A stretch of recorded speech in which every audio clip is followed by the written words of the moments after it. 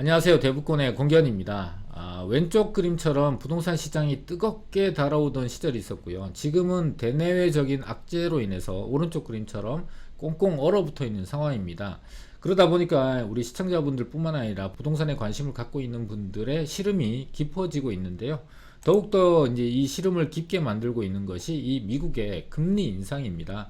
이번에 4번 연속 자이언트 스텝 0.75가 올라갔죠. 그리고 제롬 파월 의장이 이 금리 인상을 단행하고 나서 기자회견에서 금리 인상 속도는 줄이는 시기가 다가오고 있다 라고 해서 점점 금리 인상의 폭도 줄이고 속도도 좀 조절을 하겠다라는 의사를 밝혔지만은 속도는 늦추겠지만 더 높이 올린다. 그래서 이 페드의 기준금리가 5% 시대가 예고된다라는 기사도 나오고 있고요. 우리나라도 미국 금리와 동반해서 최종금리라는 얘기까지 나오고 있는데 3.5를 웃돌 것이다 라는 우려 섞인 기사들이 이제 쏟아져 나오고 있습니다. 근데 여기서 일단 그동안에 안 나왔던 단어인 최종금리라는 것이 나왔고, 미국의 이 제롬 파월 의장도 최종금리라는 단어를 언급하기 시작을 했다라는 게 조금은 금리 인상이 서서히 이제 꼭지점을 찍고 있다라고 예측을 해볼 수 있는 부분인 것 같아요. 기준금리가 오르게 되면은 시중에서 주택담보대출을 받는 시중금리도 오르게 되거든요. 지금 10월 기준으로 봤을 때 최저금리가 4.97이고 최고금리가 7.5%인데 여기서 조금 더 오를 수 있다 이렇게 예상할 수 있고, 지금 10월달을 기준으로 봤을 때도 최고금리는 저신용자분들이 받는 최고금리고요. 일반적으로 우리 시청자분들이나 주택담보대출을 받는 담보력을 있는 분들이 대출을 받을 때는 한 5%에서 6% 정도의 구간에서 대출을 받을 수 있다라고 이해하시면 될 것 같고요. 미국의 금리와 우리나라의 금리 차가, 지금 미국이 금리가 높잖아요. 기준금리가 지금 현재 0.75에서 1% 정도의 금리 차로 벌어졌거든요. 요번에 이제 금리를 단행하게 되면서. 근데 경제연구소의 한 보고서에 따르게 되면은 0.5에서 1.1% 정도 낮더라도 우리나라의 경제 펀더멘탈 체력이 충분히 이 정도는 감당할 수 있다 라는 연구 보고서까지 있으니까 냉정한 시각으로 시장을 판단할 필요가 있습니다. 그리고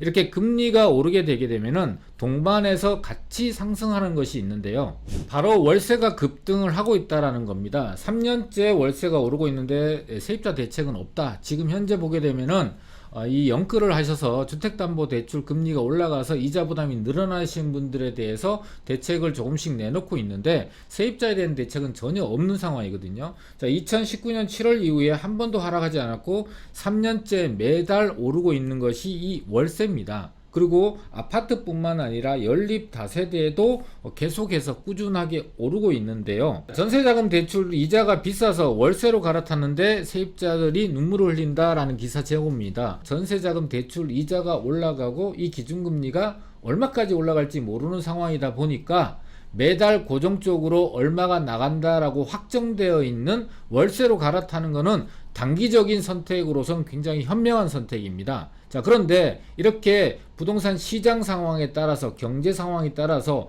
금리가 올라가면 월세로 이동하고 또 금리가 내려가게 되면 다시 전세로 이동하고, 그래서 전세와 월세를 왔다 갔다 하는 우리 세입자분들은 단기적인 선택은 이렇게 왔다 갔다 하는 것이 장기적으로 봤을 때 이 세입자 입장에서 좋은 선택이냐라는 것은 다시 한번 생각해 봐야 되는데요. 왜냐하면은요, 송파구 잠실동에 있는 84제곱미터 아파트가 작년에 1억에 270만 원이었는데 1년이 지난 현재 380만 원으로 110만 원 정도의 월세가 올라갔다는 거예요. 월세 전환율도 3%다 보니까 이 정도에 있었는데요. 이게 지금 현재 기준금리가 올라가게 되면서 월세 전환율이 5%대로 지금 현재 올라가고 있는 상황이거든요. 그러다 보니까 270만 원이 380만 원으로 올라갔어요. 자, 그런데 지금 현재 제롬 파월 의장이 얘기했다시피 어느 정도 꼭지점에 근접해 있고 어느 시점이 되면 다시 금리가 내려가는 시점이 반드시 올 겁니다. 제 예상은 한 내년 하반기 정도가 금리가 다시 내려갈 걸로 보고, 빠르면은 내년 상반기가 지나면서 그런 변화가 일어날 걸로 예상이 됩니다.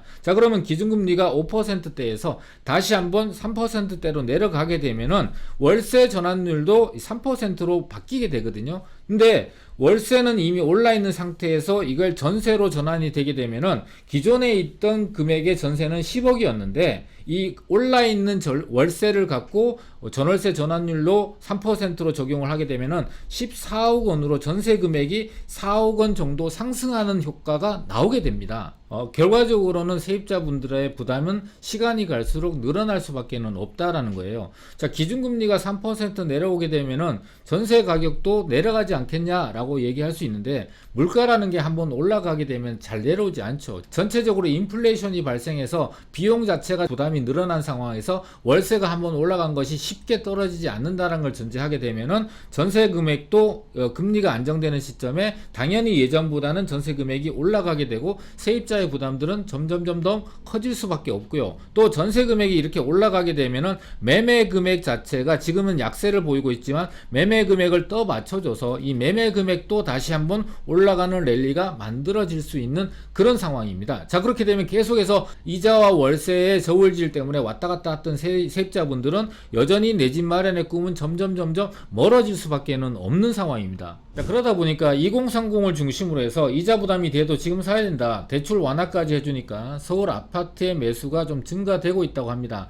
큰 폭의 수요 증가는 안 일어나고 있지만은 금매를 중심으로 해서 이 정도의 가격이라면 2년 전 가격 정도라면 내가 결정하고 행동을 해야겠다라고 해서 수요 증가가 일어나고 있는데 큰 수요 증가는 아니지만 굉장히 의미 있는 변화가 일어나고 있다라고 할 수 있고요. 거기다가 정부도 최근에 규제 완화를 단행했음에도 불구하고 부동산 가격의 불안정성이 일어나지 않고 가격이 급등하는 현상이 나타나지 않고 있다 보니까 거기다가 최근에 레고랜드발 자금 경색이라든지 수요와 공급이 막히면서 시장의 불안감이 점점 커지고 경기 침체에 대한 우려가 점점 대두가 되다 보니까 속도 조절을 외치던 정부의 정책도 뒤집어져서 본격적인 규제 완화까지 하고 있는데요. 절대 풀지 않을 것 같은 15억 이상의 고가 부동산에 대한 대출도 풀었고요. 그 다음에 규제 지역인 조정 대상 지역 투기과열지구 안에 대출 규모도 20%밖에 안 주던 거를 일괄적으로 50%까지 준다고 하고, 또 11월 안에 규제 지역인 투기과열지구와 조정 대상 지역을 대폭적으로 수도권에 풀겠다라는 것들을 발표하고 있습니다. 거기다가 이제 서울 같은 경우는 공급 자체가 앞으로 2026년 이후에는 더욱더 심각해지는 상황이다 보니까 최근에 많은 재개발 재건축, 특히나 이제 재건축 같은 경우는 원래 12월 달에 안전진단 완화를 예정되어 있고, 또 이 지금 현재 안전진단을 완화하더라도 아파트 공급이 단기간에 이루어지기가 어렵다 보니까 빠른 시간 안에 아파트 공급을 할 수 있는 소규모 개발들을 올해만 서울에 64곳이나 선정을 할 정도로 발빠르게 개발을 추진하고 있고, 거기다가 역세권에 고밀로 700% 용적률 줘서 1000세대 지을 수 있는 곳을 3000세대로 대폭적으로 주택수를 증가될 수 있는 쪽으로 방향을 뚜렷하게 잡고 있다라고 할 수 있습니다. 현재 부동산 시장이 금리 인상과 인플레이션, 거기다가 거래 급감 이런 것들로 인해서 시장이 꽁꽁 얼어붙어 있는 건 사실입니다.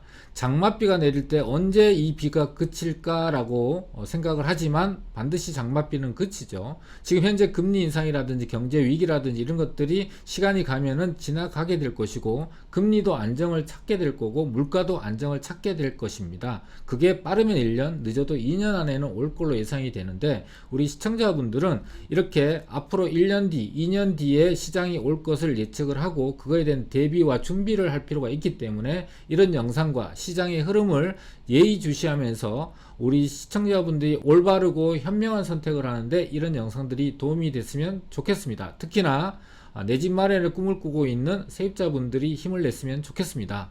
자, 오늘 영상은 여기서 마치도록 하겠습니다.